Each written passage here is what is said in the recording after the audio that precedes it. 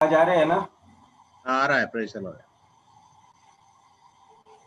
ഒരു പ്രാവശ്യം കൂടെ ദൈവനാമത്തിന് മഹത്വം ഉണ്ടാകട്ടെ. ഒരു പ്രാവശ്യം കൂടെ അവന്റെ സന്നിധിയിൽ ദൈവജനമായിട്ട് നിൽക്കുവാനായിട്ട് ദൈവം എന്നെ ബലപ്പെടുത്തി. അതുകൊണ്ട് ഞാൻ ദൈവത്തെ സ്തുതിക്കുന്നു. परमेश्वर के नाम की महिमा हो। एक और बार परमेश्वर के वचन को लेकर आने के लिए परमेश्वर ने जो अवसर दिया उसको याद करते हुए मैं उसकी स्तुति करता हूँ। ഈ വർഷത്തിന്റെ അവസാനത്തെ നവംബർ മാസത്തിന്റെ ഒടുവിലത്തെ ഞായറാഴ്ചയിലും കർത്താവിനെ ആരാധിപ്പാനായിട്ട് ദൈവം ബലപ്പെടുത്തി. അതോർത്ത് നമുക്ക് എല്ലാവർക്കും ദൈവത്തെ സ്തുതിക്കാം. और इस वर्ष के इस नवंबर महीने के आखिरी रविवार को भी आराधना और स्तुति करने के लिए प्रभु ने अवसर दिया, बल दिया, इसलिए हम सब उसकी स्तुति और महिमा करें। കഴിഞ്ഞനാളിലൊക്കെയും നമുക്ക് ദൈവത്തിന്റെ വചനത്തിൽ ചിന്തിപ്പാനും ധ്യാനിക്കുവാനും ഒക്കെയും ദൈവം കൃപ ചെയ്തു.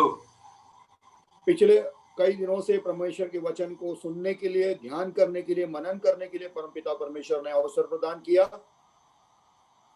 ഇന്നും നമുക്ക് അവിടുത്തെ വചനത്തിന് മുമ്പിലായിരിക്കാം. और आज भी हम उसके वचन के सामने रहे. അതിന് ആധാരമായിട്ട് നമുക്ക് ലൂക്കോസിന്റെ സുവിശേഷം 15-ാം അധ്യായത്തിലേക്ക് നമുക്ക് വരാം. और आइए आज के वचन के आधारित लूका रचित सुसमाचार 15वें वचन पर आए. നമുക്കറിയാം ലൂക്കോസിന്റെ സുവിശേഷം 15-ാം അധ്യായത്തില് 3 ഉപമകൾ ഉണ്ട്. 15वें अध्याय लूका रचित सुसमाचार में 3 दृष्टांतों का वर्णन है. ഈ ഉപമകളിൽ കൂടി അനേക ദാസന്മാര് ദൈവമക്കളെ പല ചിന്തകള് നമുക്ക് കേൾക്കുവാനായിട്ട് ഇടയായിട്ടുണ്ട്. और इन तीनों उदाहरणों के द्वारा प्रभु के कई दासों से कई प्रकार के संदेशों को हम सुन चुके हैं. പല ദേവദാസന്മാരുടെ ആശയങ്ങൾ പലതായിരുന്നു. और अलग अलग प्रभु के दासों का विषय अलग अलग है. അനേക നല്ല നല്ല ചിന്തകൾ ഈ ഭൂമിയിൽ കൂടി നമുക്ക് കേൾക്കുവാനായിട്ട് കഴിഞ്ഞിട്ടുണ്ട്. और इस जगत में रहते हुए कई अच्छे संदेशों को, बातों को हम सुन चुके हैं. എന്നാൽ എന്റെ മനസ്സിൽ കൂടി വന്ന ചില ചിന്തകളാണ് ഇന്ന് നിങ്ങളോടൊപ്പം വിവരിപ്പാനായിട്ട് ഞാൻ ആഗ്രഹിക്കുന്നത്. और आज जो चिंताएं, जो बातें मेरे ध्यान में आई, मेरे मनन के दौरान आई, उन बातों को मैं आपके सामने बांटना चाहूंगा. ഈ 15-ാം അധ്യായത്തിലെ 3 ഉപമകൾ കാണുന്നുണ്ട്. 3 उदाहरण या दृष्टांत हम इस 15वें अध्याय में पाते हैं. ആദ്യത്തെ ഉപമയില് നഷ്ടപ്പെട്ടു പോയ ആട്. पहला उदाहरण दृष्टांत हम देते हैं एक खोई हुई भेड़. രണ്ടാമതായിട്ട് നാം കാണുന്ന നഷ്ടപ്പെട്ടു പോയ ബ്രഹ്മ. और दूसरा उदाहरण पाते हैं खोए हुए सिक्के के बारे में. മൂന്നാമതായിട്ട് നാം കാണുന്ന വീട്ടിൽ നിന്ന് ഇറങ്ങിപ്പോയ മകൻ. और तीसरा उदाहरण हम पाते हैं कि ऐसे पुत्र को जो अपना घर छोड़कर निकल गया. ഒന്നാമതായിട്ട് നാം കാണുന്ന നഷ്ടപ്പെട്ട ഒന്നിനെ തേടി പോകുന്ന ഇടയൻ. और पहली बात हम पाते हैं कि एक ऐसे अच्छे चरवाहों को जो खोए हुए भेड़ को ढूंढने के लिए निकलता है. രണ്ടാമതായിട്ട് വിളക്ക് കത്തിച്ച ചൂലെടുത്ത് കാണാതെ പോയ ബ്രഹ്മയെ തിരിയുന്ന ഒരു സ്ത്രീയെ കുറിച്ച് കാണാൻ കഴിയും. दूसरे उदाहरण में पाते हैं कि झाड़ बुहार कर दिया जलाकर अपने सिक्के को खोजने वाली एक स्त्री के बारे में. മൂന്നാമതായിട്ട് നാം കാണുന്ന മകൻ തിരിച്ചു വരുന്നത് കാത്തിരിക്കുന്ന ഒരു പിതാവ്. और तीसरी बात हम पाते हैं कि ऐसे पिता का दो इंतजार कर रहा है अपने बेटे के वापस आने का. ഈ 3 ഉപമയിലും 3 വ്യത്യസ്തമായ ആത്മീയ ചിന്തകൾ കാണുവാനായിട്ട് കഴിയും. और इन तीनों दृष्टांतों में 3 अलग अलग प्रकार की आत्मिक बातों को हम पाते हैं. 3 ഉപമയിലും നഷ്ടപ്പെടുന്നത് 3 സ്ഥലങ്ങളിൽ വെച്ചാണ്. और तीनों दृष्टांतों में जो खोया जाता है वो अलग अलग जगह पर खोया गया. അതാണ് നാം ഇന്ന് ചിന്തിക്കുവാനായിട്ട് പോകുന്നത്. और वही आज का हमारा मनन का विषय है. ലൂക്കോസിന്റെ വിശേഷം 15-ാം അധ്യായം 1-2 വാക്യത്തിലേക്ക് വരുമ്പോൾ അവിടെ നമുക്ക് കാണുവാനായിട്ട് കഴിയുന്നത് അത് അവർക്ക് ഉൾക്കൊള്ളുവാൻ കഴിയുന്നില്ല എന്ന് നമുക്ക് അവിടെ കാണുവാൻ കഴിയും. 15वें अध्याय लूका रचित सुसमाचार में उनकी पहले और दूसरे वचन में हम वहां पर पाते हैं कि वहां पर वो जो बता रहा है वो लोग उसको स्वीकार करने को तैयार नहीं है. पढ़ो ना उसमें पहला और दूसरा वचन 15वां अध्याय. सब चुंगी लेने वाले और पापी उसके पास आया करते थे ताकि उसकी सुने. और फरीसी और शास्त्री कुड़कुड़ा कर कहने लगे कि यह तो पापियों से मिलता है और उनके साथ खाता भी है. അവിടെ നാം കാണുന്നത് അവന്റെ വചനം കേൾക്കുവാൻ അവന്റെ അടുക്കൽ വരുന്ന ധാരാളം പേരെ കാണുവാനായിട്ട് കഴിയും. उसके वचन को सुनने के लिए बहुत सारी भीड़ उसके पास आती है. അങ്ങനെ വരുമ്പോൾ പരീശന്മാരും ശാസ്ത്രിമാരും പിറുപിറുക്കിയാണ്. और ऐसे समय में फरीसी और शास्त्री कुड़कुड़ा रहे हैं। ചുങ്കക്കാരും പാപികളും യേശുവിന്റെ അടുക്കിലേക്ക് വരും.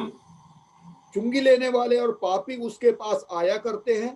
അത് മാത്രമല്ല, അവൻ അവരെ തേടി പോകുമ്പോഴും അവരുമായി ഒരുമിച്ച് കർത്താവ് സന്തോഷിക്കുമ്പോഴും കാണുന്ന കാഴ്ചകളെ ഇവർക്ക് ഉൾക്കൊള്ളുവാനായിട്ട് കഴിഞ്ഞില്ല. और जब प्रभु उनको खोजते हुए जाता है, प्रभु उनके साथ संगति करता है, ये फरीसी और शास्त्री देख नहीं पा रहे, पचा नहीं पा रहे. അപ്പോൾ കർത്താവ് അവരോട് ഉപമകൾ കൂടി വിവരിച്ച് കൊടുക്കുന്നതാണ് ഈ 3 ഉപമകളിൽ കൂടി നമുക്ക് കാണുവാനായിട്ട് സാധിക്കുന്നത്.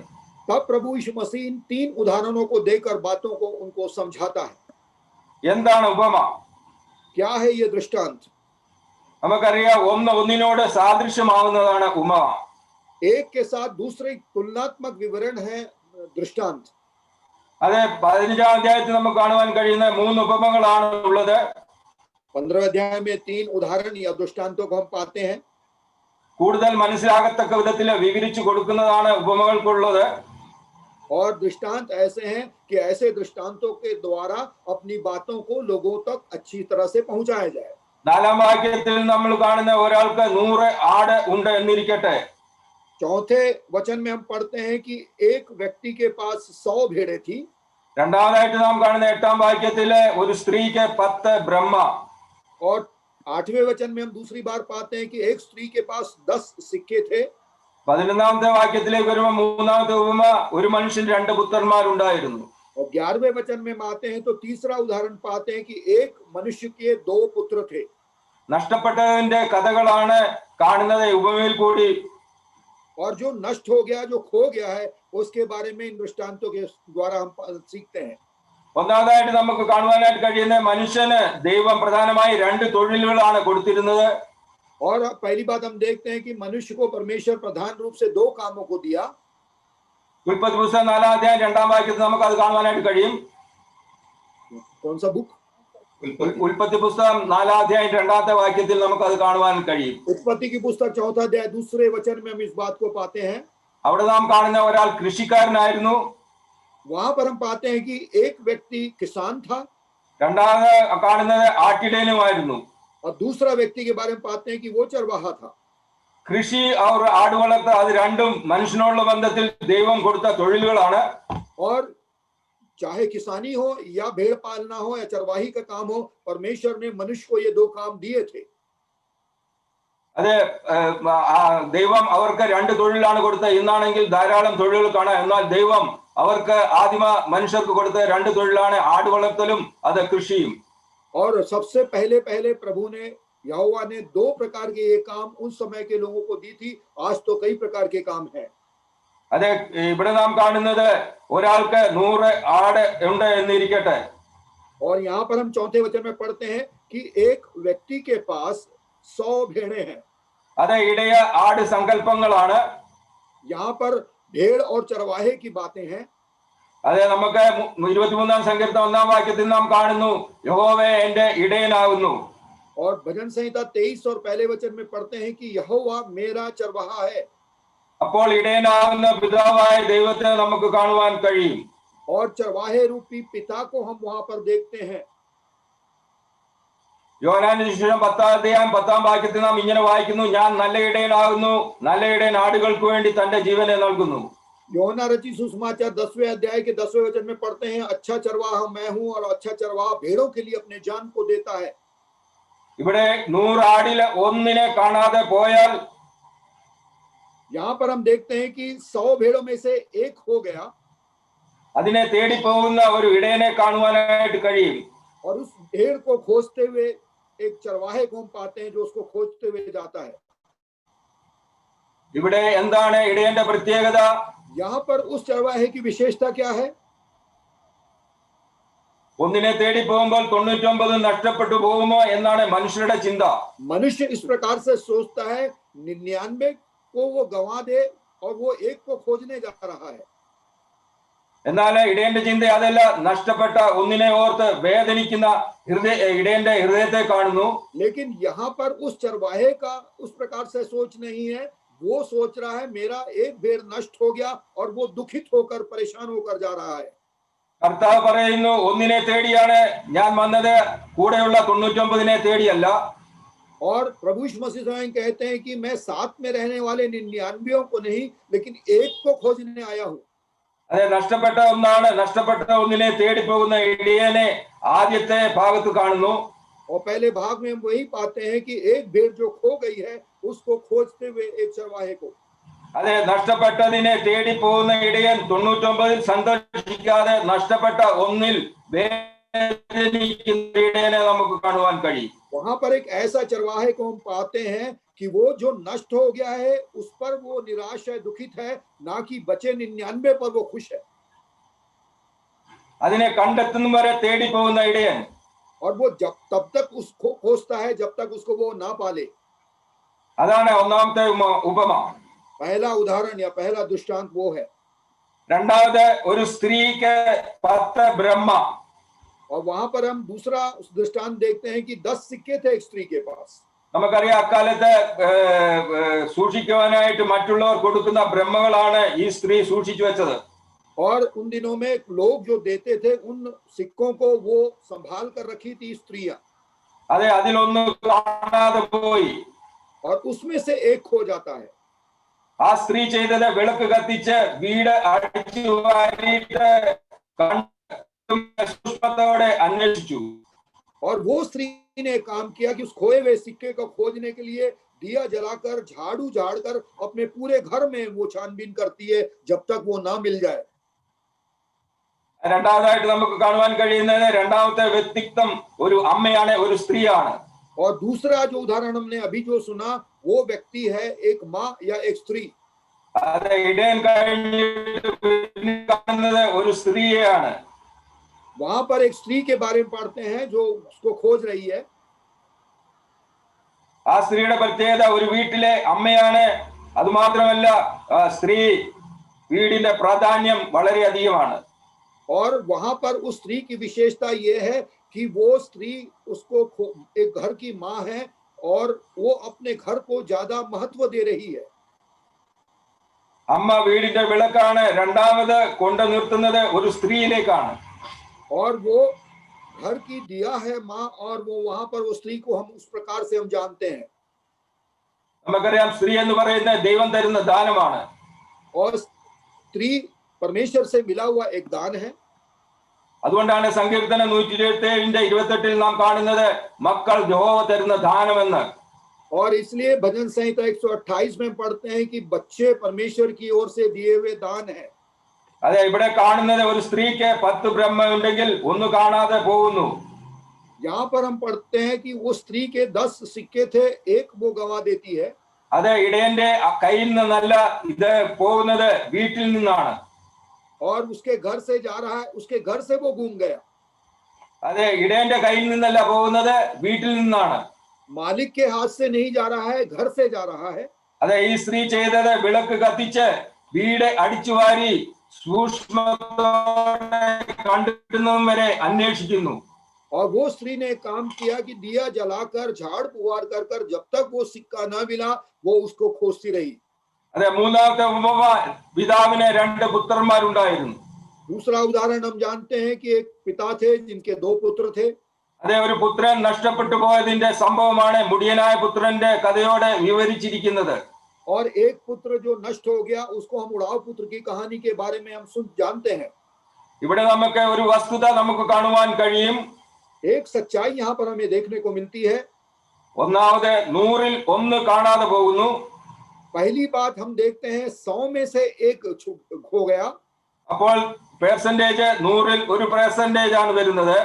और उसका प्रतिशत है 100 में 1 मतलब 1%. രണ്ടാമത്തെ ഉപമയിൽ 10-ൽ 1 കാണാതെ പോകുന്നു. അപ്പോൾ റേഷ്യോ കൂടി 10% ആയി. और दूसरा 10 में से 1 हो गया, उसका प्रतिशत 10 होता है. അതെ, മൂന്നാമതിൽ വരുമ്പോൾ 2-ൽ 1 പോയി, അവിടെ റേഷ്യോ പിന്നെയും കൂടുകയാണ്, 50% ആയി. और तीसरी बात हम उसका अनुपात फिर बढ़ता है और तीसरी बात 2 में से 1 नष्ट हो गया यानी 50%, आधा नष्ट हो गया. ആദ്യം 1%, രണ്ടാമത് 10%, മൂന്നാമത് 50%. पहला 1% गंवाया, दूसरे ने 10% गंवाया, तीसरे ने 50% गंवा दिया. അങ്ങനെയാണ് നഷ്ടമാകുന്നത്. और ऐसा वो लोग गवा दिए। ഇവിടെ നമുക്ക് കാണുവാനായിട്ട് കഴിയുന്നത് ഇവിടെ ആദ്യം പോയത് ഇടയന്റെ കയ്യിൽ നിന്നാണ്. पहला हम वहां पर पाते हैं कि पहला चरवाहे के हाथ से नष्ट हुआ, ഒരു ആട് കാണാതെ പോകുന്നു. एक भेड़ खो जाती है। നമ്മുടെ ആത്മീയമായ ജീവിതവുമായി ചിന്തിക്കുമ്പോൾ, जब हम अपने आत्मिक जीवन से इसकी तुलना करें, അല്ല എങ്കിൽ നമ്മൾ ചർച്ചുമായിട്ട് തുലന ചെയ്ത് ചിന്തിക്കുമ്പോൾ, या फिर हम अपनी कलीसिया या मंडली के रूप में तुलना करें, ഉദാഹരണമായിട്ട് നമ്മുടെ കുഞ്ഞുങ്ങളുടെ സൺഡേ സ്കൂളിൽ പോകുന്ന ഒരു കുട്ടി, और उदाहरण के रूप में हम लें कि संडे स्कूल में हमारे बच्चे जाते हैं, उसमें से एक बच्चा അതെ ലഗാതാര സൺഡേ സ്കൂളിൽ പോകുന്ന ഒരു കുട്ടി ഒരു ദിവസം വരാതിരിക്കുന്നു. लगातार वो हर संडे स्कूल अटेंड कर रहा है वो बच्चा, लेकिन एक दिन नहीं आ रहा। വരാതിരുന്ന് അന്വേഷിക്കുമ്പോൾ വീട്ടിലെ മാതാവ് പറയാണ് അവൻ താമസിച്ചാണ് എഴുന്നേറ്റത്, അതുകൊണ്ട് വന്നില്ല. और जब पूछा गया कि बच्चा आज संडे स्कूल क्यों नहीं आया, तो घर की उसकी माता ने कहा कि क्योंकि वो सुबह उठने में उसे देर हो गया था, इसलिए नहीं जा पाया। അത് അത്ര ഗൗരവമായിട്ട് എടുത്തില്ല, और उतना महत्व उसको नहीं दिया। അങ്ങനെ വരാതെ 2-3 ആഴ്ചയായി. और इस प्रकार से 2-3 हफ्ते तक वो अनुपस्थित रहा। ഒരു വസ്തുത നമുക്ക് മനസ്സിലാക്കണം, അത് ആദ്യത്തെ പടിയിറക്കം തുടങ്ങുന്നത് ചർച്ചിൽ നിന്നാണ്. और एक बात हमें सीखना है, सच्चाई को जानना है कि पहला कदम उसकी उस मंडली से शुरू होती है बच्चे की। അതെ, ഒന്ന് നഷ്ടപ്പെട്ടു പോയാൽ അല്ലെങ്കിൽ ചർച്ചിൽ നിന്ന് ഒന്ന് നഷ്ടപ്പെട്ടു പോയാൽ വേദനിക്കുന്ന ഇടയനാണ്. और एक चर्च से अगर एक गंवा दिया तो एक ऐसा चरवाहा है जो दुखित होता है। അതെ, ഉള്ളതിൽ സന്തോഷിക്കാതെ നഷ്ടപ്പെട്ടതിനെ ഓർത്ത് വേദനിക്കുകയും തേടിപ്പോകുന്ന ഒരു ഇടയനെ കാണാം. जो उसके पास बचा हुआ है उसमें आनंदित ना होकर जो उसको गवा दिया है, एक ऐसे चरवाहे को हम पाते हैं जो उसको खोजने के लिए निकला है।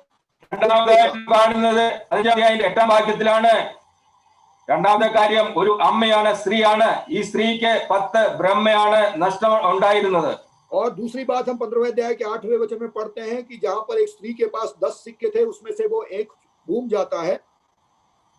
അവിടെ നാം കാണുന്ന ഒരു സ്ത്രീക്ക് 10 ബ്രഹ്മയുണ്ട് എന്നിരിക്കട്ടെ, ഒരു ബ്രഹ്മ കാണാതെ പോകുന്നു. यहाँ ऐसी स्त्री होगी, कौन ऐसी स्त्री होगी जिसके पास 10 सिक्के हों और उनमें से एक खो जाए? അവിടെ നാം കാണുന്നത് അത് വീട്ടിലാണ് കളഞ്ഞു പോയത്. और वो उसके घर में ही खो गया। രണ്ടാമത് നഷ്ടങ്ങൾ ഉണ്ടാകുന്നത് വീട്ടിൽ നിന്നാണ്. और दूसरा जो खोया हुआ चीज है वो घर से खोया गया, ചർച്ചിൽ നിന്നല്ല. चर्च से नहीं या कलीसिया से नहीं।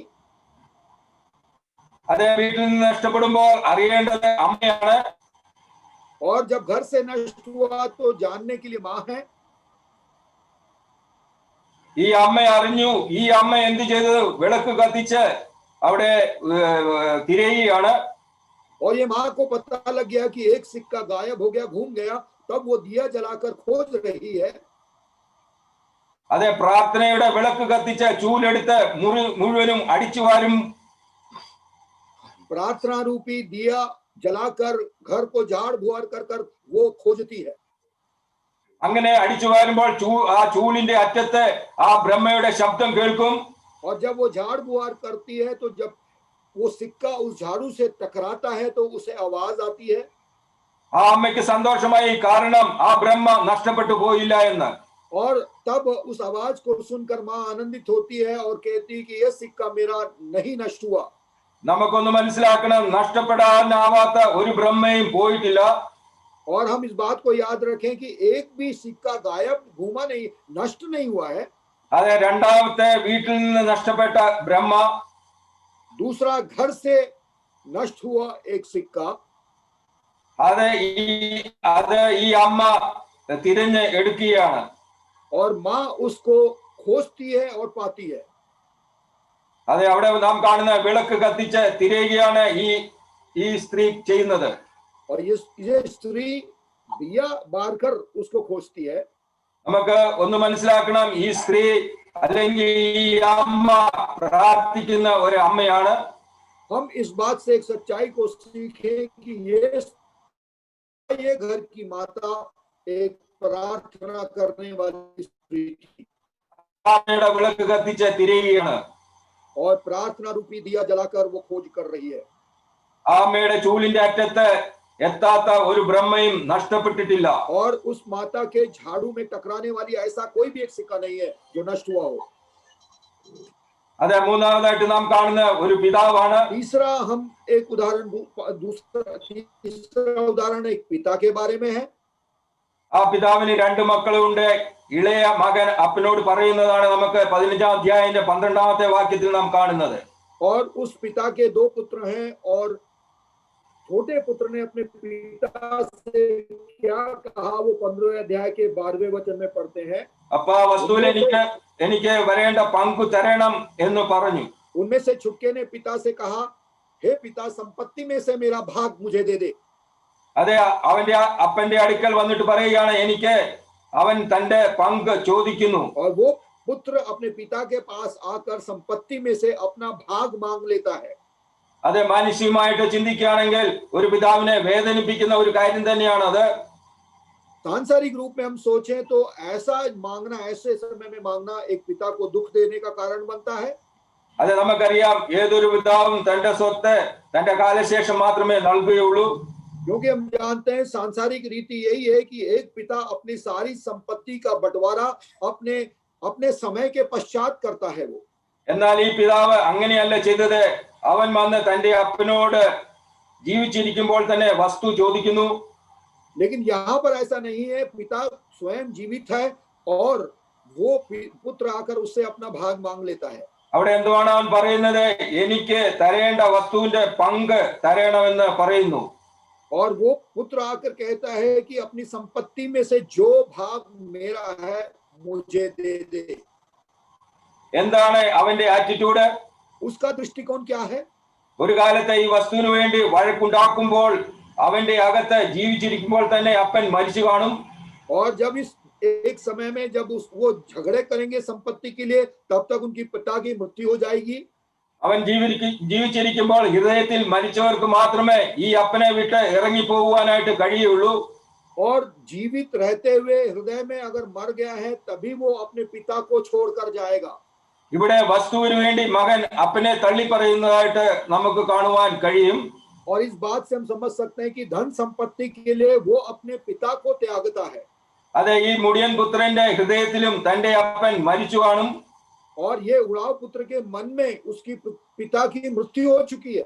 അതെ, ബന്ധങ്ങൾ മരിച്ചവർക്ക് മാത്രമേ സ്വത്തിനു വേണ്ടി വഴക്കുണ്ടാക്കുവാനായിട്ട് കഴിയുകയുള്ളൂ. संबंध जिसके मर गए हैं वो ही संपत्ति के लिए लड़ते हैं। അതെ, ഈ പിതാവ് തന്റെ സ്വത്തിന്റെ പകുതി ഈ മകന് പകുത്തു കൊടുക്കുകയാണ്. और ये पिता अपने संपत्ति का आधा भाग अपने उस पुत्र को दे देता है। അതെ, 13-ാമത്തെ വാക്യത്തിൽ നാം കാണുന്നത്, ഏറി നാൾ കഴിയും മുമ്പേ ഇളയ മകൻ സകലവും സ്വരൂപിച്ച് ദൂരദേശത്തേക്ക് യാത്രയായി. और 13वें वचन में पढ़ते हैं कि बहुत दिन ना बीते थे कि ये छुटका पुत्र सब कुछ इकट्ठा कर कर एक दूर देश को चला गया। ഇവിടെ നാം കാണുന്നത്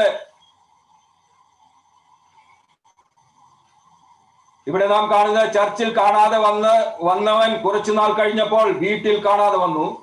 और पहला हम देखते हैं कि एक व्यक्ति जो चर्च में खो गया था, बाद में वो घर में खो गया। അതെ, കുറച്ചു നാൾ കഴിഞ്ഞപ്പോൾ നാട്ടിൽ കാണാതെ വന്നു. अपने देश में ही खो गया। അതെ, പടിയിറക്കം തുടങ്ങിയത് ദൈവസന്നിധിയിൽ നിന്നാണ്. गिरने की अवस्था शुरू हुई परमेश्वर के घर से या उपस्थिति से। രണ്ടാമത് വീട്ടിൽ നിന്ന് गिरने की अवस्था थी घर से। മൂന്നാമത് നാട്ടിൽ നിന്ന്, देश से। അതെ, ചർച്ചിൽ കാണാതെയായി അപ്പോൾ ഇടയന്റെ കയ്യിൽ നിന്ന്. चर्च में वो गंवा दिया तो चरवाहे के हाथ से गंवा दिया। രണ്ടാമതായി വീട്ടിൽ കാണാതെ വന്നു കുടുംബത്തിൽ നിന്ന്. और दूसरा घर में गंवा दिया, परिवार से गंवा दिया। മൂന്നാമതായിട്ട് നാട്ടിൽ കാണാതെയായി സമൂഹത്തിൽ നിന്ന്. और तीसरा गंवा दिया देश से, समाज से गंवा दिया। ഇങ്ങനെ പടിയിറക്കം തുടങ്ങിക്കൊണ്ടിരിക്കുന്നു. और इस प्रकार से गिरने का कदम हम देखते हैं। ഇവിടെ ഈ മുടിയൻ പുത്രൻ ദൂരദേശത്ത് ചെന്ന് അവിടെ ദുർനടപ്പുകാരുമായിട്ട് ജീവിച്ച് വസ്തു നാനാവിധമാക്കിയെന്ന് നമുക്ക് ഈ വചനത്തിൽ കാണുവാൻ കഴിയും. और यही 13वें वचन में हम आगे पढ़ते हैं कि वो व्यक्ति उड़ाऊ पुत्र दूर देश को चला गया और कुकर्म में अपनी सारी संपत्ति को उड़ा दिया। അവിടെ നാം കാണുന്നത് അവന് ആഹാരത്തിനു വേണ്ടി അവിടെ പന്നിയെ മേയ്ക്കുവാനായിട്ട് പോകുകയാണ്. और उसकी ऐसी स्थिति आई कि जीवन यापन के लिए वो सूअरों को चलाने वाला बन गया. ആ ദേശത്തെ കഠിന ക്ഷാമം വരികയാണ്. उस देश में बहुत बड़ा अकाल आ गया. അവിടെ നാം കാണുന്നത് ഇതിന്റെ 14-ാമത്തെ വാക്യത്തിൽ നാം കാണുന്നത് ദേശത്ത് കഠിനക്ഷാമം ഉണ്ടായിട്ട് അവന് മുട്ടുവന്നു തുടങ്ങി എന്ന് നാം വായിക്കുന്നു. और वो सब कुछ खर्च कर चुका और देश में अकाल आ गया और उसको पास कुछ नहीं रहा. ये 14वें वचन में हम पढ़ते हैं. അവൻ ആഹാരത്തിന് വേണ്ടി പന്നിയെ മേയ്ക്കാൻ തുടങ്ങി. और अपने आप को बचाए रखने के लिए वहां पर वो सूअरों को चलाने लगा. അതെ, പന്നി തിന്നുന്ന വാളവര കൊണ്ട് വയറു നിറപ്പാൻ ആഗ്രഹിച്ചെങ്കിലും ആരും അവന് കൊടുത്തില്ല. और वो जो सूअर खाते थे उन फलियों को खाकर अपने आप को, अपने पेट को भरने की कोशिश किया, लेकिन किसी ने उसका साथ नहीं दिया. ഒന്ന് നമുക്ക് മനസ്സിലാക്കാൻ കഴിയും, ഇവൻ വളരെ ധനവാനായ ഒരു പിതാവിന്റെ മകനാണ്. एक बात को हम अच्छी तरह से याद रखें कि ये व्यक्ति एक बहुत धनी व्यक्ति का बेटा है. അവൻ ദൂരെ യാത്ര ചെയ്ത കൂട്ടുകാരും ഒത്തിച്ച് എല്ലാം നാനാവിധമാക്കി കളഞ്ഞു. एक दूसरे देश में जाकर अपने संपत्ति को कुकर्म में उड़ाकर समाप्त कर दिया, नष्ट कर दिया. അതെ, നമ്മെ സംബന്ധിച്ചൊന്ന് നാം മനസ്സിലാക്കണം, പാപം നമ്മളെ ചുരുക്കിക്കളയും. और इस बात को हमें सच्चाई को अच्छी तरह से सीखना है कि पाप हमें नष्ट कर सकता है. എല്ലാറ്റിനും കാരണം മനുഷ്യന്റെ അകത്തുള്ള പാപമാണ്. और वहां पर हम देखते हैं कि मनुष्य के अंदर में जो पाप राज कर रही है. നമുക്കറിയാം, ആദിമ മനുഷ്യരായ പിതാക്കന്മാരുടെ ആയുസ്. हम जानते हैं कि हमारे जो पहले माता पिता थे, आदि माता पिता थे, उनकी उम्र क्या थी? നമുക്കറിയാം, ആദാമിന്റെ വയസ്സ് 930 ആയിരുന്നു. എന്നാൽ മെതുശലേമിന്റെ വയസ്സ് 969 ആയിരുന്നു. आदम 930 वर्ष तक जिया. मेतुशलेम 969 वर्ष तक जिया. അതെ, ജലപ്രളയത്തിന് ശേഷം മനുഷ്യന്റെ ആയുസ് 120 വരെയായി. और जल प्रलय के पश्चात मनुष्य की आयु घटकर 120 तक हो गई. ഇപ്പോൾ മനുഷ്യന്റെ ആയുസ് നാം കാണുന്നത് 70 അല്ലെങ്കിൽ 80 വയസ്സ് വരെ. और लेकिन आज की स्थिति में मनुष्य की आयु 70 या 80 वर्ष है. ഇങ്ങനെ പാപം മനുഷ്യനെ ചുരുക്കിക്കളഞ്ഞു എന്ന് നമുക്ക് കാണുവാനായിട്ടും കഴിയും.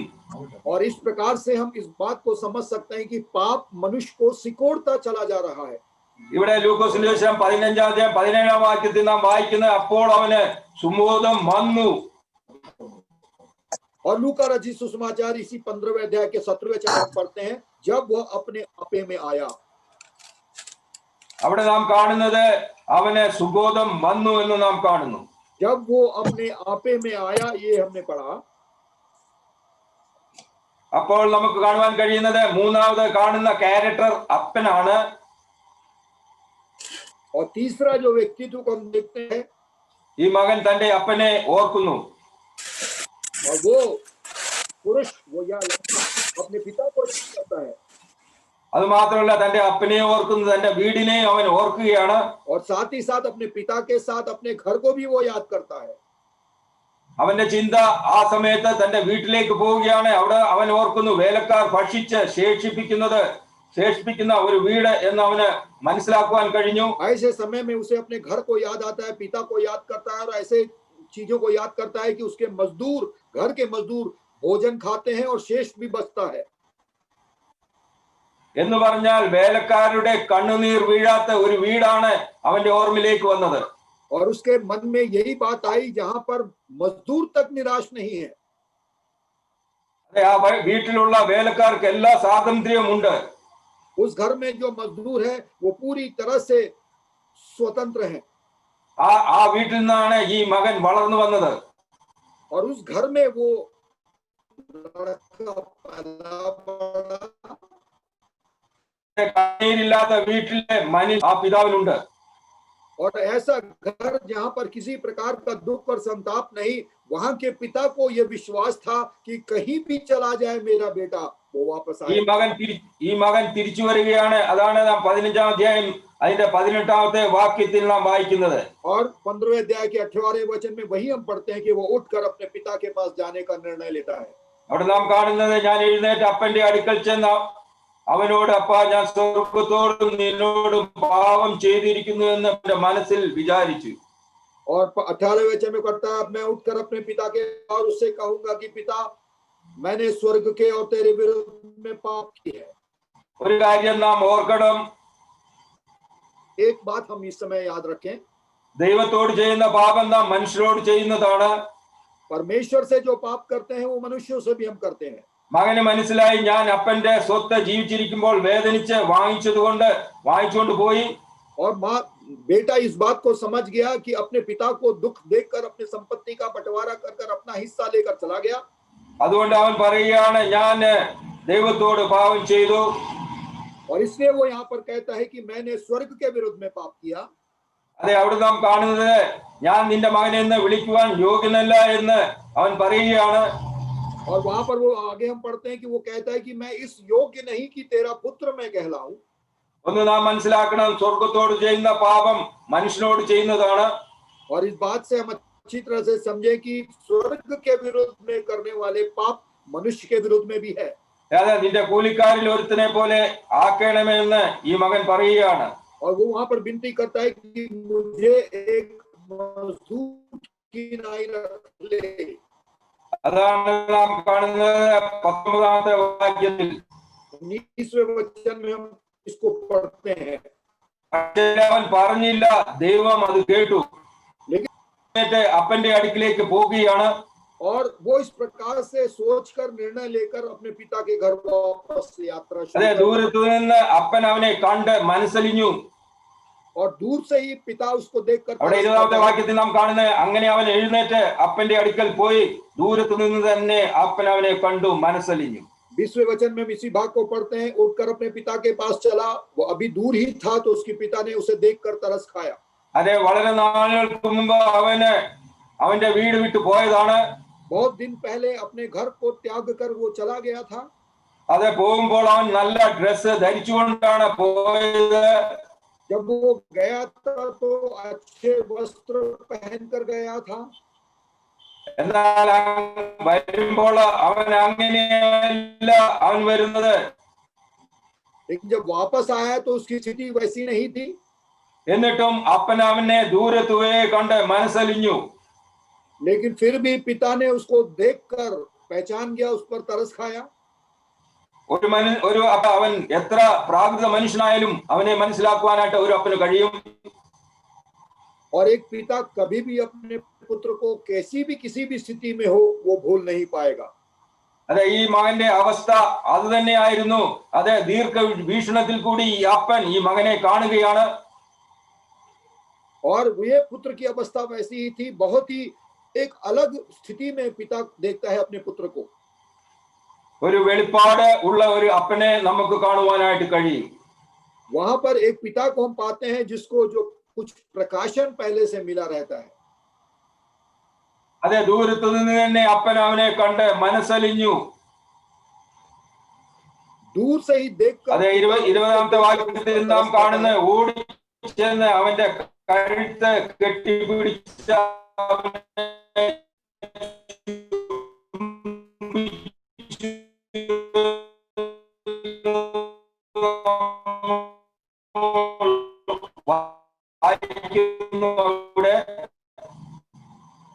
और 20 പാവം നിന്റെ മകനെ വിളിക്കാൻ ഞാൻ യോഗ്യനല്ല. और 21वें वचन में हम वही बात पिता से जो पुत्र कहने को सोच कर आता है वो प्रस्तुत करता है कि पुत्र ने उससे कहा, पिताजी मैंने स्वर्ग के विरोध में और तेरे विरोध में दृष्टि में पाप किया है. मैं इस योग्य नहीं रहा कि तेरा पुत्र कहलाऊं. പക്ഷേ അതിന് മറുപടി പറയുവാനായിട്ട് അപ്പൻ അവനെ അനുവദിച്ചില്ല. लेकिन उसका उत्तर देने के लिए पिता तैयार नहीं हुआ.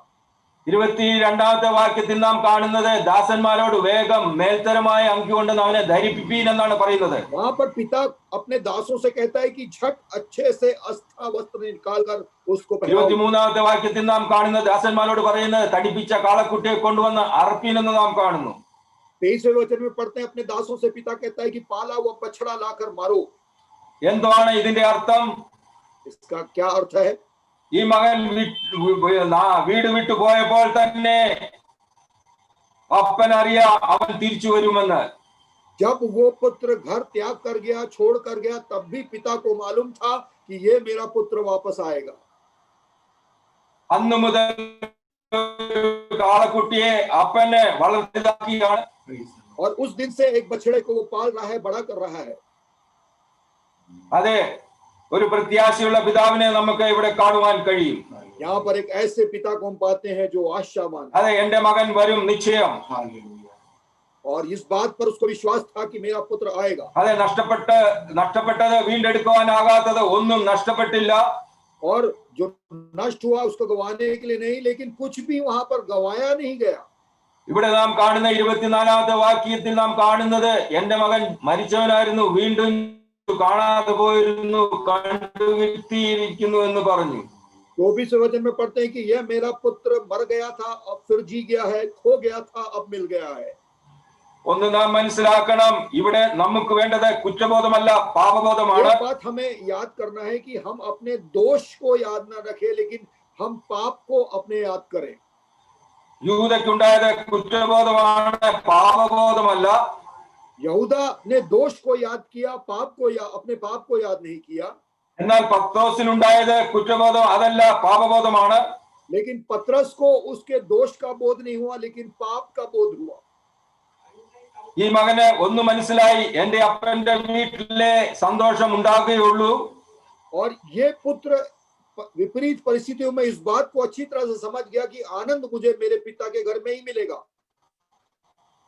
അതെ, ശാശ്വതമായ സന്തോഷം ലഭിക്കുന്ന സ്ഥലം നമ്മുടെ പിതാവിന്റെ ഭവനമാണ്. अनंत काल का आनंद हमें पिता के घर में ही मिलेगा। അതെ, ഇറങ്ങിപ്പോയവർക്ക് സ്ഥലമുണ്ട്, ആ സ്ഥലമാണ് പിതാവിന്റെ ഭവനം. जो लोग घर छोड़कर चले गए उनके लिए घर अभी भी है, वो है पिता का घर। അതെ, ദൈവത്തിന്റെ വീട്ടിൽ നിന്ന് ഇറങ്ങിപ്പോയ മനുഷ്യൻ അവിടേക്ക് തന്നെ മടങ്ങി വരികയാണ്. परमेश्वर के घर से निकला हुआ व्यक्ति वापस उसी घर में आ रहा है। അതെ, ഇറങ്ങിപ്പോയ മനുഷ്യൻ അവിടത്തേക്ക് തന്നെ വരുവാണ്. മടങ്ങി വരുന്നത് നോക്കി ഒരാൾ കാത്തു നിൽപ്പുണ്ട്. और निकल के गए व्यक्ति को इंतजार करने वाला, बाट जोने वाला एक व्यक्ति भी है। അതെ, ആ പിതാവാണ് നമ്മെ ഓരോരുത്തരെയും കാത്തിരിക്കുന്നത്. और वही पिता हम में से प्रत्येक का इंतजार कर रहा है। അതെ, മടങ്ങി വരുന്നത് നോക്കി ഒരാൾ കാത്തിരിപ്പുണ്ട്, അതാണ് പിതാവായ ദൈവം. और वो है हमारा पिता परमेश्वर, जो हमारी वापसी का इंतजार कर रहा है। അവനെ ചേർത്ത് പിടിക്കുവാനായിട്ട്, और उसके संग संग रहने के लिए, ഒരു കണ്ടീഷനും ഇല്ലാതെ സ്നേഹിപ്പാനായിട്ട്, निशर्त उससे प्रेम करने के लिए, അൺകണ്ടീഷണൽ ലവ് ചെയ്യുവാനായിട്ട് ആ പിതാവിന് മാത്രമേ കഴിയുകയുള്ളൂ. निशर्त प्रेम दिखाने के लिए योग्य सिर्फ वही एक पिता है। ഇവിടെ ആ പിതാവ് തന്റെ മകന്റെ മേൽ അതാണ് കാണിക്കുന്നത്. और यहाँ पर हम देखते हैं उड़ाव पुत्र के ऊपर यही पिता अपनी बातों को दिखाता है। ഇവിടെ ഒന്ന് നാം കാണുന്നത് എന്റെ മകൻ തിരിച്ചു വരും എന്നുള്ള പ്രത്യാശയുള്ള ഒരു അപ്പൻ. एक ऐसे पिता को हम पाते हैं यहाँ पर, जो उसको बहुत बड़ी आशा थी कि मेरा पुत्र वापस आएगा। അവൻ വരും നിശ്ചയം. और निश्चय है कि वो वापस आएगा। ഒന്ന് നഷ്ടപ്പെട്ടതിനെ തേടി വിഷമിക്കുന്ന ഇടയൻ, और एक जो नष्ट हो गया उसको खोजने वाला एक चरवाहा, രണ്ട് നഷ്ടപ്പെട്ടതിനെ വിളക്ക് കത്തിച്ച ചൂലെടുത്ത് തിരിയുന്ന ഒരു അമ്മ അല്ലെങ്കിൽ ഒരു സ്ത്രീ, और दूसरी एक माता को पाते हैं या एक स्त्री को पाते हैं जो खोए हुए सिक्के को दिया जलाकर झाड़ू बुहार कर कर खोजती है। അതെ, മൂന്നാമതായിട്ട് പ്രത്യാശയുള്ള ദീർഘദർശനമുള്ള ഒരു അപ്പൻ. और तीसरे एक ऐसे पिता को हम देखते हैं जो आशावान है और वो दीर्घ दृष्टि करने वाला है। ആ അപ്പൻ പറയും, എന്റെ മകൻ വരും നിശ്ചയം. और वो पिता कहता है कि मेरा पुत्र आएगा, ये निश्चित है। അതാണ് നാം വായിക്കുന്നത്, പ്രത്യാശയ്ക്കോ ഭംഗം വരികയില്ല എന്ന്. और इसलिए हम पढ़ते हैं कि आशा हमारी नष्ट नहीं होगी। അത് നമുക്ക് സങ്കീർത്തനം 9:18 കാണുവാനായിട്ട് കഴിയും. भजन संहिता 9:18 में हम इसको पाते हैं। അതെ, ഒരു പ്രത്യാശയ്ക്കോ ഭംഗം വരാത്ത ഒരു കർത്താവ് നമുക്കുണ്ട്. हमारे आशा गवाए बगैर हमारे साथ रहने वाला एक प्रभु है। അതെ, ഒന്നിനെ തേടുന്ന മനസ്സുള്ള ഇടയൻ, एक ऐसा चरवाहा पाते हैं जिसका मन है कि खोए हुए को ढूंढे। രണ്ട് വിളക്ക് കത്തിച്ച ചൂലെടുത്ത് തിരിയുന്ന ഒരു അമ്മ, और दूसरा पाते हैं कि दिया जलाकर झाड़ू बुआ कर खोजने वाली एक माता। മൂന്നാമത് എന്റെ മകൻ തിരിച്ചു വരുമെന്നുള്ള ഉറപ്പുള്ള ഒരു അപ്പൻ. और एक ऐसे पिता को तीसरी बात हम पाते हैं जो दृढ़ निश्चयी है कि उसका पुत्र वापस आएगा। ഇവിടെ നാം ഈ മൂന്ന് ഉപമയിൽ നമുക്ക് കാണുവാൻ കഴിയുന്നത് തിരിച്ചു വരാനാവാതെ കണ്ടുപിടിക്കാനാവാതെ ഒന്നും നഷ്ടപ്പെടില്ല. और तीसरी इन तीनों उदाहरण से हम बात करते हैं कि हमारा कुछ भी हम नहीं गवाएंगे जब तक वो वापस हमें ना मिल जाए। അതാണ് നമുക്ക് ഈ ഭൂമിയിൽ കൂടി നമുക്ക് കാണുവാൻ കഴിയുന്നത്. ये इन उदाहरणों से हम सीख सकते हैं। അത് വീണ്ടെടുപ്പാനാവാതെ ആരും നഷ്ടപ്പെട്ടിട്ടില്ല. और जो जो मोल लिए गए हैं वो कभी भी नष्ट नहीं हुए हैं। അത് നമുക്ക് നാം മനസ്സിലാക്കണ ഒന്ന്, മൂന്ന് ഉപമയിലും മൂന്ന് വ്യത്യസ്തമായ ആത്മീയ ചിന്ത ഉണ്ടായിരുന്നു. और हमने अभी देखा कि तीनों उदाहरणों में तीन अलग प्रकार की आत्मिक बातों को हमने देखा। ഒന്ന് നാം കാണുന്നത് ചർച്ചിൽ നിന്ന് നഷ്ടപ്പെടുന്നു. पहला बात हम देखते हैं कि चर्च से गंवाया गया। രണ്ടാമത് വീട്ടിൽ നിന്ന് നഷ്ടപ്പെടുന്നു. दूसरा हम पाते हैं कि घर से गंवाया गया। അതെ, മൂന്നാമതായിട്ട് സമൂഹത്തിൽ നിന്നും നഷ്ടപ്പെടുന്നു. और तीसरी बात हम पाते हैं कि समाज से गंवा दिया गया। അതെ, നാം ചിന്തിക്കുവാണെങ്കിൽ നമ്മുടെ പ്രിയപ്പെട്ടവരൊക്കെയും ഇതുപോലെ ചിന്തിക്കുവാണെങ്കിൽ നമ്മുടെ കുഞ്ഞുങ്ങളൊക്കെയും നഷ്ടപ്പെടാതെ നമുക്ക് കാണുവാനായിട്ട് കഴിയും. हम इस बात को याद रखें कि हम सब हमारे साथी लोग ऐसी बात को सोच मन में रखेंगे तो हमारे कोई भी बच्चे को हम नहीं गंवाएंगे। അതെ, സൺഡേ സ്കൂളിൽ പോകുന്ന കുട്ടിയാണെങ്കിൽ അതെ സൺഡേ സ്കൂളിൽ പോകുവാനായിട്ട് മാതാപിതാക്കളെ പ്രേരിപ്പിക്കണം. संडे स्कूल जाने वाले बच्चे हैं तो उनको लगातार संडे स्कूल भेजने के लिए प्रेरित करते रहे माता पिता। ഒരു ദിവസം പോയില്ലെങ്കിൽ അത് അമ്മ അത്ര ഗമനിക്കാതെ അവനെ പറഞ്ഞയക്കുവാനുള്ള ഉത്തരവാദിത്വം അമ്മയ്ക്കുണ്ട്. और जब एक दिन ना जाना चाहे तो माँ की जिम्मेदारी है कि उसको भेजे वहां। അങ്ങനെ ചെയ്തില്ലെങ്കിൽ നഷ്ടപ്പെടുവാനായിട്ട് വളരെ സാധ്യത കൂടുതലാണ്. अगर माँ ऐसा नहीं करती तो संभावना है कि वो नष्ट हो जाए। അതെ, ഒരു വാക്യം കൂടെ വായിച്ചുകൊണ്ട് ഞാൻ നിർത്താൻ പോകുന്നു. ഫിലോമോന്റെ ലേഖനം 15-ാം വാക്യത്തിലേക്ക് വരുമ്പോൾ एक वचन पढ़कर मैं अपने शब्दों को विराम दूंगा। फिलेमोन की पत्री 15वें अध्याय में 15वें वचन में हम आए। क्योंकि क्या जाने वह तुझसे कुछ दिन तक के लिए इसी कारण अलग हुआ कि सदैव तेरे निकट रहे।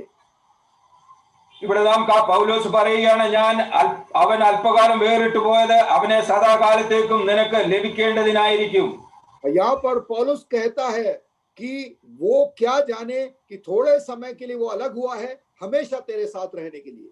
അതെ, പൗലോസ് ഒനേസിമസിനു വേണ്ടി ഫിലോമോനോട് പറയുന്നതാണ് ഈ വാക്യം. ये भाग उस समय का है जब पौलुस ओनेसिमुस के बारे में फिलेमोन को पत्र लिखता है, कहता है। അവിടെ നാം കാണുന്ന അല്പകാലം വേറിട്ട് പോയത് അവനെ സദാകാലത്തേക്ക് നിനക്ക് ലഭിക്കേണ്ടതിന്. वह तुझसे कुछ दिन के लिए इसी कारण अलग हुआ कि हमेशा तेरे संग रहे। അതെ, നമ്മുടെ ജീവിതമായിട്ട് തുലനം ചെയ്യുവാണെങ്കിൽ ഒരു കാലത്ത് നമ്മൾ ദൈവസന്നിധിയിൽ വിട്ടുപോയവരായിരുന്നു. जब हम अपनी जीवन से अपने व्यक्तिगत जीवन से तुलना करें तो हम भी ऐसे थे कि एक समय हम अलग हो गए थे। അതെ, നമുക്ക് അവന്റെ സന്നിധിയിൽ വരുവാനായിട്ട് നമുക്ക് കഴിവില്ലായിരുന്നു. ഇസ്രായേലിനോട് ബന്ധമില്ലാത്തവരായിരുന്നു. हम परमेश्वर के नजदीक आने की योग्यता नहीं थे। इस्राएल की प्रजा के पद से अलग थे। അതെ, ഇസ്രായേലിനോട് ബന്ധമില്ലാത്തവരായിരുന്നു. വാഗ്ദത്തങ്ങൾ ഞങ്ങൾ അന്യരും പരദേശികളുമായിരുന്നു. हम अन्य जाति और परदेशी थे वाचा में। എന്നാൽ നമ്മെ വീണ്ടെടുത്ത ഒരു കർത്താവുണ്ട്. लेकिन हमें मोल लेने वाला एक मसीह प्रभु है। അതെ, കാണാതെ പോയ നമ്മളെ ദൂരവേ തന്റെ മകനെ കണ്ട് കെട്ടിപ്പിടിക്കുന്ന പോലെ നമ്മെ ചേർത്ത് കൊള്ളുവാനായിട്ട് നമ്മുടെ കർത്താവിന് പ്രസാദം തോന്നി. और हमारे पिता को और हमारे प्रभु को यही इच्छा हुई या यही आनंदित हुआ वो कि हम जो गंवा दिए गए थे, हम जो नष्ट हो गए थे, हमें दूर से ही देखकर हमें गले लगाए और चूमे। കാണാതെ പോയ നമ്മൾ അതെ ദൂരവേ നിന്ന് തന്റെ മകനെ കണ്ട അപ്പൻ, और हम जो नष्ट हो गए थे दूर से ही हमें देखने वाला हमारा पिता। അതെ, വിളക്ക് കത്തിച്ച് ചൂലെടുത്ത് കണ്ടെടുക്കുന്ന ഒരു അമ്മ. और एक ऐसी माता को भी पाते हैं कि जो दिया जलाकर और झाड़ू झाड़कर उस खोजती है सिक्के को। അതുപോലെ നമ്മെ അവൻ തിരഞ്ഞെടുത്തു, കണ്ടെടുത്തു. और वैसे ही उसने हमें खोजा और पाया। നാം അവനെ സ്നേഹിച്ചല്ല, അവൻ നമ്മെ സ്നേഹിച്ചു എന്ന് നമുക്ക് കാണുവാനായിട്ട് കഴിയും. हमने उससे प्रेम नहीं रखा, लेकिन सच्चाई यह है कि उसने हमसे प्रेम रखा। അതാണ് നമുക്ക് 1 യോഹന്നാൻ 4-ാം അധ്യായത്തിന്റെ 10-ാമത്തെ വാക്യത്തിൽ നാം കാണുന്നത്, നാം അവനെ സ്നേഹിച്ചല്ല, അവൻ നമ്മെ സ്നേഹിച്ചു. वही पहला यूहन्ना 4:10 में पढ़ते हैं कि हमने उससे प्रेम नहीं रखा, लेकिन उसने हमसे प्रेम रखा। ആ സ്നേഹം എത്രയോ വലുതാണ്. और वो प्रेम कितना बड़ा प्रेम है। ആ കർത്താവിൽ നമുക്ക് ആശ്രയിക്കാം. ഈ ഭൂമിയിൽ കൂടി നമുക്ക് ചിന്തിക്കുവാനുള്ളത് അത് ചർച്ചിൽ നഷ്ടപ്പെടുന്നു, അത് വീട്ടിൽ നഷ്ടപ്പെടുന്നു, സമൂഹത്തിൽ നഷ്ടപ്പെടുന്നു. അങ്ങനെ ആവാതിരിക്കാനായിട്ട് നമുക്ക് ഓരോരുത്തരും ദൈവസന്നിധിയിൽ പ്രാർത്ഥനയോടുകൂടി ഇരിക്കാം. ऐसा हमारे जीवन में ना है। हम इन बातों को जो 3 उदाहरण हमने सीखा उस पर आधारित होकर अपने जीवनों को संभाले। चर्च में हम नष्ट ना हो, घर में नष्ट ना हो, साथ ही साथ हम समूह से नष्ट ना हो। വരുന്ന ദിവസങ്ങളിൽ ഈ വചനങ്ങളാൽ ദൈവം നമ്മെ ഓരോരുത്തരെയും അനുഗ്രഹിക്കട്ടെ എന്നുള്ള പ്രാർത്ഥനയോടുകൂടി ഞാൻ ഇവിടെ നിർത്തുന്നു. ദൈവനാമം മഹത്വപ്പെടുമാറാകട്ടെ. आने वाले दिनों में ये वचन हमें दिन प्रतिदिन अगुवाई करे। इस प्रार्थना के साथ मैं अपने संदेश को विराम दे रहा हूं। परमेश्वर के नाम की महिमा हो।